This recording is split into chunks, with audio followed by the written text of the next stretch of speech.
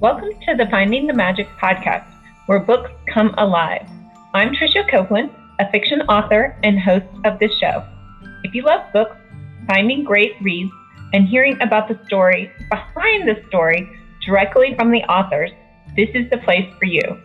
Whether you like fantasy, science fiction, dystopian, or romance titles, I think you'll find something to love in my playlist. Listen in to discover something magical about a book or two today.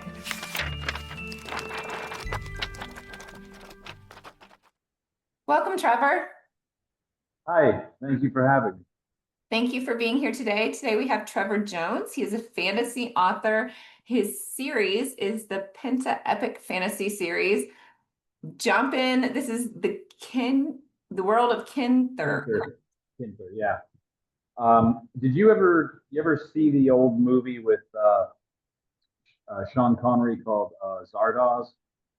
The very low budget sci-fi. The name Zardoz was a bad guy and he was ruling over everybody. And it was revealed when he found a library, he put his thumb over a book, and it turned out Zardoz was stolen from Wizard of Oz, Zardoz, right? And Kinthur was kind of born the same way. I started playing Dungeons and Dragons, and when I needed to name the world, being a young person, I looked around for inspiration around me, and I was reading a King Arthur book, the T.H. White, and by thumb in the right place, King Arthur became Kinthur. And then I had to come up with a reason it's called Kinthur. And so that was how the deities, the gods and goddesses of Kinthur were born. Each letter became the first letter of a deity's name. Kinthur became Krar, Intak, Nuntil, Tasar, Halavin, Until, and Frictar.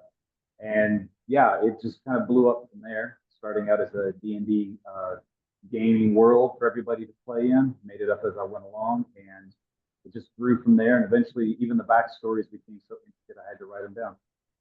Fun. So it sounds like your world has deities. Describe the rest of the world and the characters and the people. Well, very much inspired, of course, by traditional fantasy like Tolkien and some of the greats, because that's what I cut my teeth on as a kid. So heroic epic fantasy was what we used to call it back in the day, where the hero goes through the classic hero's journey, where you have to face obstacles, defeat a villain, or some cataclysmic event that's about to happen. But it's all inspired from the Dungeons and Dragons games we played.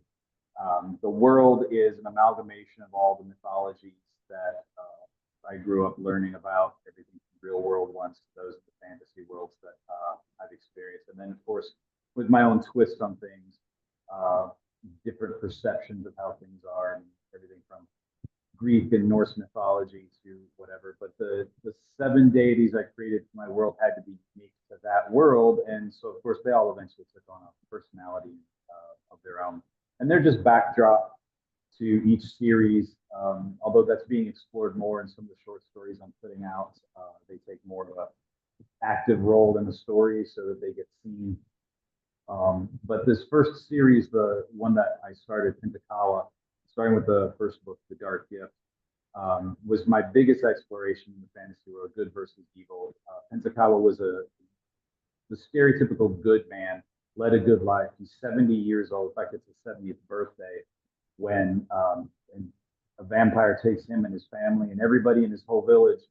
And he's one of the few survivors that we call becoming a vampire surviving. And it's his entire journey of trying to redefine who he is now that he's been changed forevermore. And in my world, vampires are evil. There's no two ways around that. But being a good man, he's constantly fighting it.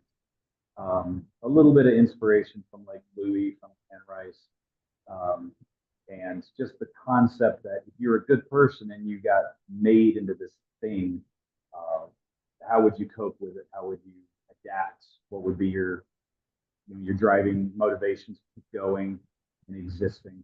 And I chose a 70-year-old because ever since Bram Stoker wrote Dracula, vampires went from being these corpse-eating, terrifying monsters with horrible visage to sexy seductors, seducers, seductresses.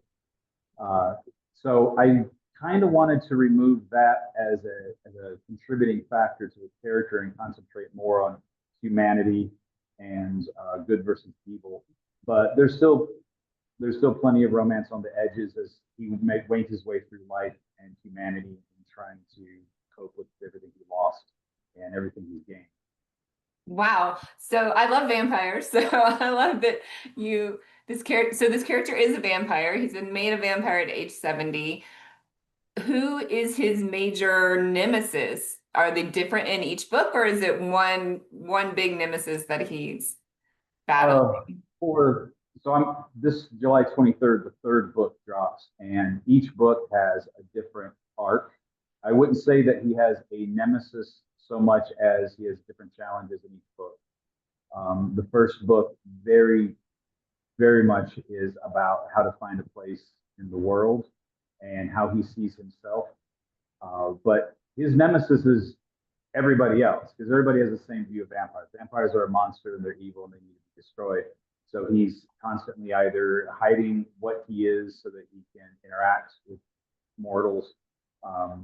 And those that know his secret have to be in on it and probably have a dark streak on their own soul.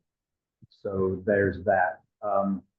In the second book, Rise of a Master, which came out in I think 22, that in that book he meets another vampire, and we learn a lot more about vampire interaction in that one. And then the third book, Lord of the Undead, which July 23rd drops. I just got the proof in. I'm really excited to share about that. In that one, he finally finds a place where he can make a home and be accepted, but on the condition he can solve some great perilous issue, and we'll get to that later. But yeah, so no one villain, no one problem. It's the whole plethora of problems that come with being, Okay. the undead. Fine. And is this in a contemporary world, or is it completely No. outside our world? Yeah, Kinthur is very much the fantasy trope world. Dragons, vampires, wizards, dwarves, elves, mythologies. And it's a very big world because it's been around. I started playing in 1991. And even when I'm not actually playing the game, the world keeps continuing to spin and grow. I think the last date on my world was 10,120. And I've got history from the beginning. So I got 10,000 years of history on a fantasy world. And I'm documenting it in notes and in games I've played. History is happening, and those are slowly becoming canon as they become published works. Well, it's interesting that you said that your document. I was like, how are you going to keep up with this? And I'm sure your editor is like, okay, you have to like give me all the cliff notes so I can make sure we don't go the wrong way, right? Well, it's funny that, and any author would tell you this, you create far more than you share with a reader. And that's so that you as a writer can come to each moment and react so that each character reacts the way they would if they had all that information. So if you want three-dimensional characters, you need that background information, but the reader only needs to know what they need to know for that each moment. So yeah, in fact, Stephen King's On Writing book talked about the notebook that a writer keeps. Of course, we're digital nowadays, so mine's split between the 3-ring binder and a couple terabytes of information. But so there's all this background information, and only a little bit ends up on the front page, but it leads me to all the other interesting stories that happen in the world, and that's expanding. I've recently begun attempting to do a short story publication every month. Those are available on ebooks on Amazon, Amazon Kindle, I think. So each short story is just sort of like a little moment in Kinthur to give a little more world building, a little more background on the way people behave and act. And they all come in different places in history because, like I said, it's a long history already established. So. Well, that's a lot of fun for readers just to be able to pick up a short story and read it and learn more about the world. That's the idea. And there's so many different flavors because Pensakawa's series being vampire, he's very dark, it's a little on the gothic side, what they call dark fantasy or almost horror. But he ran into some characters in the first book in Dark Gift that were just so interesting and so whimsical. And as any good writer will tell you, sometimes characters just walk in on the stage and you don't even know where they came from. But they were so interesting, they just begged for their own series. And so I wrote a prequel for them about where they were before they showed up in Dark Gift, and that's becoming another series, which is running concurrent with the first book. And Pentakawa being a vampire, his lifespan being very long, the stories will be further and further apart as the most interesting tales he has are decades or centuries apart. But the Adventurer series picks up with mortals who interacted with Penta. So I wrote their origin, their stories. The first book is called That Damn Dragon, and it tells the story of a bunch of adventurers who could have done anything, but they had to go see about that damn dragon. And it led to some hijinks and whatnot. And that one's a little more lighthearted. Somebody asked me if these were going to be turned into movies, who would be in them, and I said, I don't know who would be in them. I'd like to pick nobodies so they have a lower fee, but also not recognizable, because I always feel like if a big star takes a role, you see the star instead of the character, with the exception of a few really great actors who disappear into their roles. So I'd like to pick people that haven't become famous yet. But if I was going to go with directors, I think the Adventurer series was probably directed by like Joss Whedon, somebody who's got a quirky sense of humor and tells an action story really well. Whereas Pentakawa Dark Gift might be a team of Tim Burton and Steven Spielberg. So got that dark, but also that inspiring ending. Like maybe more like a Nosferatu. I don't know if you saw the most recent version of that. I did. That was a bit of a trip. Not what I was expecting in the story, but I have to admire the storytelling. Really well done. Yeah, they definitely went a little darker with that. Fun. So do you have a background in writing? Were you formally trained in writing before you started your series? In no professional way would I say that. I was the kid that fought English class tooth and nail in public school, but I was an avid reader from a young age.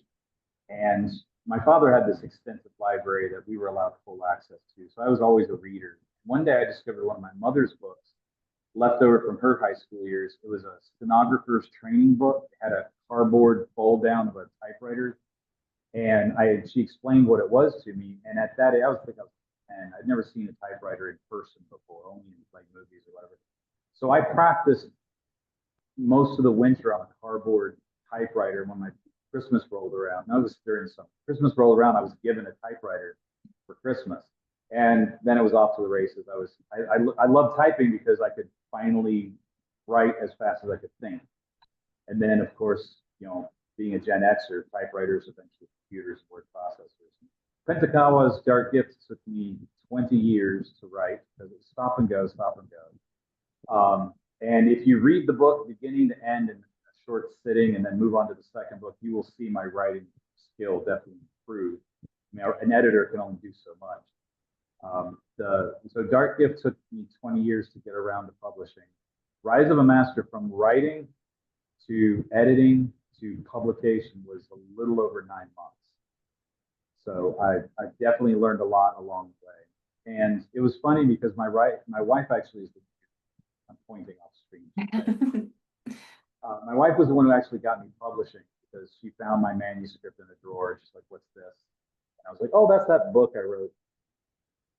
Why isn't it published?" And I made excuses. So she got me an editor for my birthday, and we were off to the races. So yeah, and then she came into my writing corner and saw my big plans and was like, "You're going to be dead before all this is published. You need to speed things up." So she became my thick as thieves comrade in arms. So now we started another series where she writes the rough draft, basically 60, 70,000 words into the novel, and then I come in and then we collaborate on the rest of it from my experience in writing. I did go to college, but I was that kid that kept changing majors every other semester because I would lose interest in something and then go after something else. So I had a very broad spectrum degree when I was finished. Um, it was literally, it's called interdisciplinary studies. Basically, means I'm a well-rounded person, but I can't do any one thing right. So anyway, so yeah, so now we've got 3 series running, and we've got short stories both of us have contributed to, and we've become a real writing team now. Pentakawa is the baby. That one's the one that I hope will take off. But if it doesn't, I've got, like I said, 10,000 years of history on this planet to share, heroic stories and everything under the sun. Fun. Yeah, it's funny that your wife said that because the first thing I thought when you said you had 10,000 years of history, I thought, how are you going to ever be able to write this in your lifetime? But, and how did you hide your writing cave from your wife? I didn't hide the cave from her. It was so much that because we played Dungeons and Dragons, I had to gain space. And for me, at some point, gaming was just the inspiration for me to write. Putting heroes through their paces, accomplishing great deeds, defeating the enemy, or overcoming obstacles, both internally and externally. A lot of my players that have come to my table have said, "This isn't like this isn't casual." Like so many D&D players, especially with the newer editions that are out, play very casually. People who come to my table get really emotionally invested in their characters and the story. And I have players that have hit me up years after games have ended and say, "So, what's going on in the world now? Tell me, how's my character doing? And what's the world moved on to?" So it's something that I like to call what it is. Role-playing games are collaborative storytelling. I'm just the one who had the motivation to sit down and put it into a book. Yes, it sounds very immersive and exactly what you could do. I'm always impressed because I can't think that fast. So I feel like I can't play Dungeons and Dragons because it takes me a long time to figure out like how you're going to get out of something when I'm writing, or what magical powers I have that I can use. And so I can't think on the fly that quick. I don't know. I guess it just takes my brain a long time. So when I'm writing something, I'm fine because you can take a long time to do it. But when you're in front of someone playing something, then I always feel challenged. Oh, it's understandable. It is a different medium. In fact, as we were writing collaboratively, we said, "Well, I'm writing stuff that because Pentakawa's series is basically lore in the world, whereas the series that we're writing collaboratively is actual games that were played, and this is basically the tale of those characters that went through that." But just like books being turned into movies, when games get turned into books, you have to drop a lot away that isn't contributing to the overall story arc. Some characters don't last long enough to contribute to that, so they get dropped. And characters that were minor in the game suddenly take on more importance. So it's deviating more and more from the game. And we've actually had these long conversations about what does this character do now? Because in the game, they were only here for this much, but now they're this much part of the story. And that's where whole cloth creation comes in. Having a sounding board, another creator with me, does make. Fun.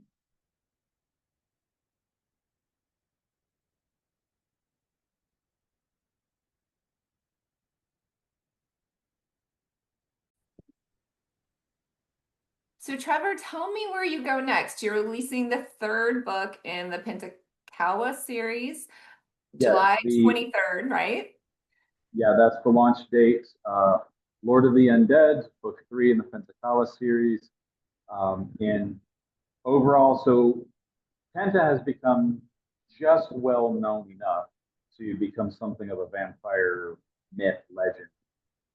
And he gets invited, to put it politely, he gets invited to come to the city. And on my world, Kinthur, there's only one city. It's an experiment in diverse cultural governorship. So unlike the rest of the world, which is incredibly, um, I guess you could say racist. So there's cities that are human and there's towns that are elven and dwarven.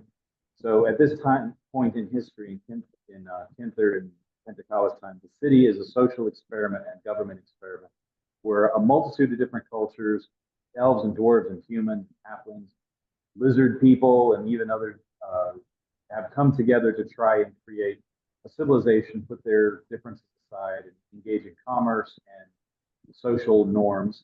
But they have a problem, and the leader of the city is, or at least one of a faction of the city, had decided Pentateuch could be the solution to their problem. And so they sent this group out to find Penta and bring him back to the city and then see if he would be able to solve the problem.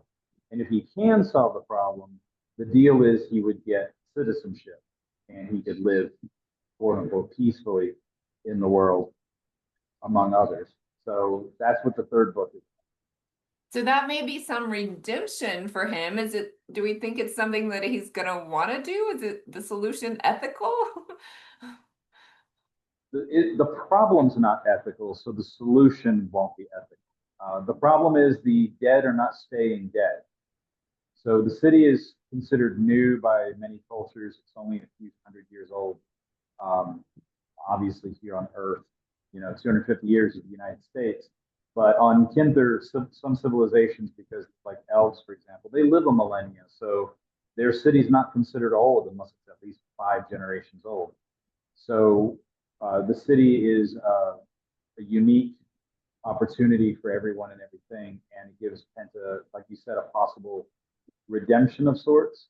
And so the problem is their dead aren't staying dead. They keep crawling out of the grave, and it's all manner of undead, from zombies to ghouls and other things. I don't want to get too much away.